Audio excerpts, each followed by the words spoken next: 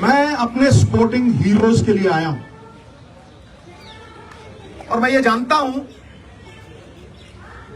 कि स्पोर्ट एक साधना है। 140 करोड़ में जब कोई महिला अकेली मेडल जीतती है तो वो एक तपस्वी है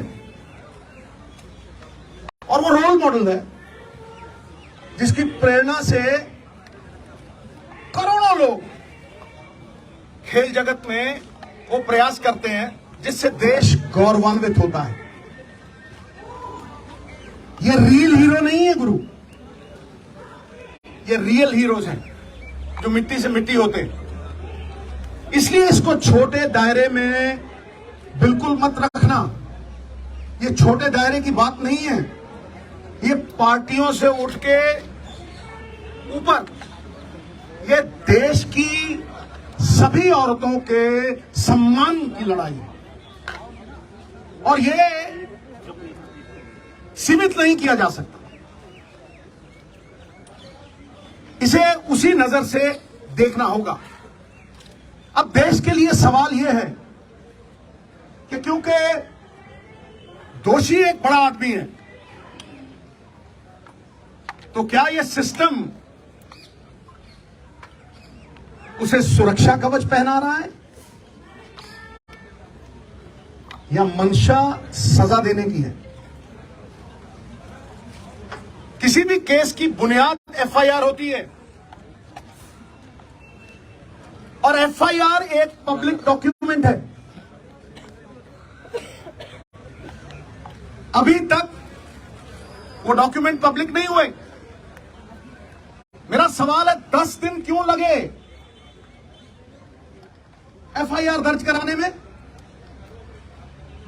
अहम बात यह है कि women of esteem, recognition, champions, अगर उनका यह हाल है, अगर उनको 10-10 दिन सड़कों पे भटकना पड़ रहा है तो एक आम नागरिक का क्या हाल होगा? ये सारा देश सवाल कर रहा है।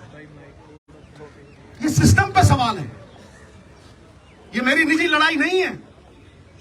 और मैं आपको बता दूं, justice delayed is justice denied. अगर ज्यादा देर ये जस्टिस डिनाई हुआ तो सिद्धू जान की बाजी लड़ाएगा, जान की बाजी। और मैं फड़ नहीं मारता हूं। सबसे पहली बात, कार्रवाई दोषी पे नहीं, उस अफसर पे भी कीजिए जिसने 10 दिन एफआईआर दर्ज नहीं की।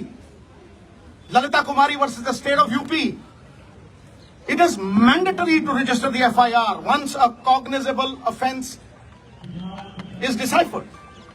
और वो जो cognizable offense proven हो गया है तो फिर उसकी ऑप्शन नहीं है, उसे FIR दर्ज करनी पड़ेगी। और अगर वो नहीं करता तो 166 के तहत 2 साल कैद भी हो सकती है। नंबर 2, सबसे बड़ा सवाल कि दोषी एक डोमिनेंट पोजीशन पे है, अक्यूज्ड एक डोमिनेंट इन्फ्लुएंशियल पोजीशन पे है। वो किसी का भी करियर बिगाड़ सकता है और किसी को भी धमका सकता है। तो फिर आप कैसे एक्सपेक्ट करते हैं कि वो इतनी डोमिनेटिंग पोजीशन पे है, एक फेयर इन्वेस्टिगेशन होगी? Where is the moral authority now? He must resign for a fair probe, for a fair investigation. FIR दर्ज इसलिए नहीं की गई, कमेटी बनाने का मतलब पूरा देश समझता है। You are sweeping things under the carpet. FIR का मतलब, इसका कमेटी का मतलब क्या है कि ठंडे बस्ते में डाल दो, भटकने दो और देरी करो, डिले करो। दिल्ली डाली कितनी कमेटियों ने सजा दी है भाई? फिर अहम सवाल जिसमें मैं आ रहा हूं, सबसे महत्वपूर्ण सवाल,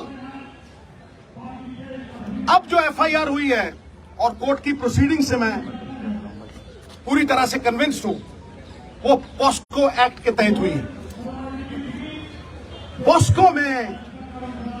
POCSO is not a bailable offence. जब वो बेलेबल ऑफेंस नहीं है, किस धारा के तहत किया है? आप माइल्ड एफआईआर तो नहीं कर रहे उसे क्लीन चिट देने के लिए, बैकडोर एग्जिट देने के लिए। बताइए किस धारा के तहत आपने वो किया है? और क्योंकि वो माइनर की कंप्लेंट है, उसमें कंसेंट मैटर नहीं करती।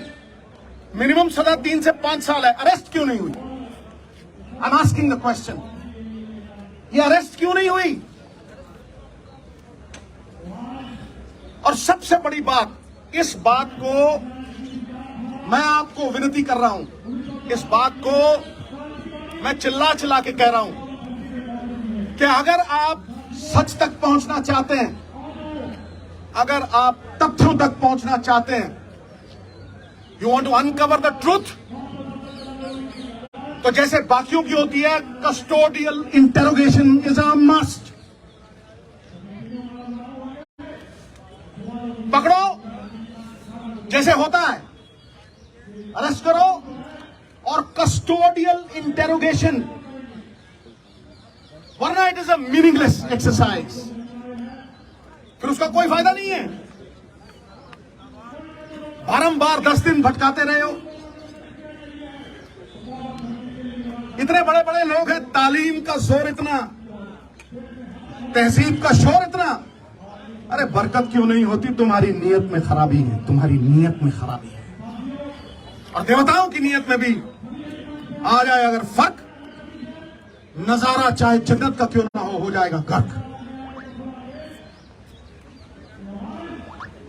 सो ये सबसे अहम मुद्दा है साहब। क्या कानून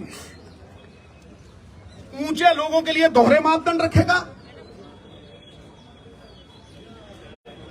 जिन्होंने देश को गौरवान्वित किया, जिन्होंने मेडल जीते, will you belittle them in front of a nation of 140 crore? Why is this happening? अरे जिनके मत से बनती हैं सरकारें, खेल जगत के चमकते हुए सितारे, आज सड़कों पे दर बदर भटक रहे बेचारे। क्यों? Is the law different for the high and the mighty? It can not be. Resignation होना चाहिए, इंटेरोगेशन होनी चाहिए, और सबसे बड़ी बात, अरेस्ट करके कस्टोडियल इंटेरोगेशन। मैं इस केंद्र बिंदु पे खड़ा कर रहा हूं। केंद्र बिंदु तो ये लड़कियां हैं। अरे साहब, शेरनियों की दहाड़ है इनकी। नहीं तो जब ऐसे केस होते हैं, धन्य है हमारी संस्कृति। कितने ही बब्बर शेर हो जाए, सवारी तो दुर्गा ही करती है, समझे? धन्य है वो मां बाप जिन्होंने ऐसी बेटियों को जन्म दिया जो जुर्रत रखती हैं, जो सवाल करती हैं। क्या आपको लगता है कि ये सिर्फ अपने लिए लड़ रही हैं? ये पूरी दुनिया की औरतों के सम्मान के लिए लड़ रही हैं। और ये दहाड़ चंद लोगों तक सीमित नहीं है, ये मूवमेंट है, movement. It is a movement. You will see support pouring from all quarters. इसे रोक नहीं सकेगा तूफान, जब झूम के उठेगा तिनकों से न टाला जाए। सो मेरी आपसे रिक्वेस्ट है, मैं बात लंबी नहीं खींचना चाहता, बात टेक्निकल करूंगा, बात लीगल करूंगा, और बात वो करूंगा जो देश की आवाज है। ये देश देखना चाहता है कि दोहरे मापदंड क्यों हैं बड़े लोगों के साथ।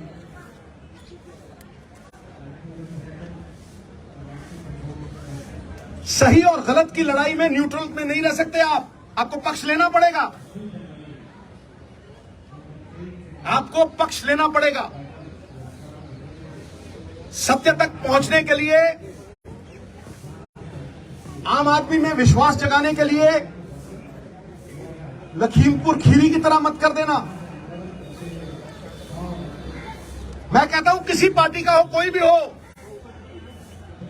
ये पक्षपात क्यों कि तुम करो तो न्यारी लीला, कोई और करे तो कैरेक्टर ढीला। ताड़ी नहीं भाई, ताड़ी नहीं।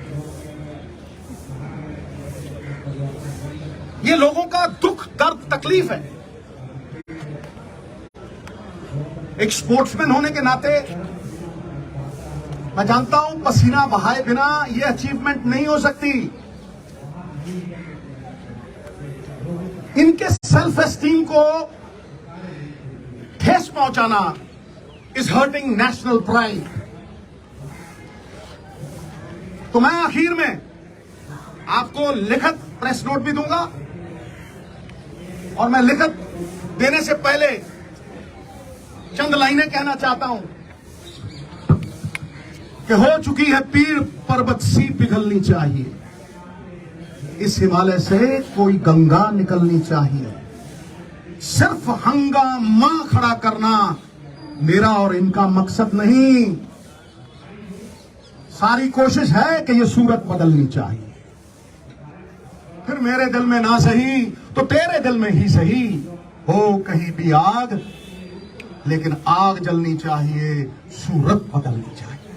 बहुत बहुत धन्यवाद, बहुत बहुत शुक्रिया। मुझे इतना ही कहना था, और इतना अगर आपके माध्यम से चला गया तो ये मूवमेंट को और बल मिलेगा। और मैं फिर दोहराता हूं, ये लड़ाई इनकी नहीं है, ये घर घर की लड़ाई है। ये किसी के साथ भी हो सकता है, this can happen to anyone. इसलिए सब मिलकर ये लड़ाई लड़ें, पार्टियों से ऊपर उठ के ये लड़ाई लड़ें। ये पांचों उंगलियां कोई टेढ़ी है, कोई लंबी है, कोई छोटी है, लेकिन जब इकट्ठा हो जाती है तो अपनी ताकत से 1000 गुना बोझ उठा लेती है। बहुत बहुत धन्यवाद। जय हिंद, जय भारत।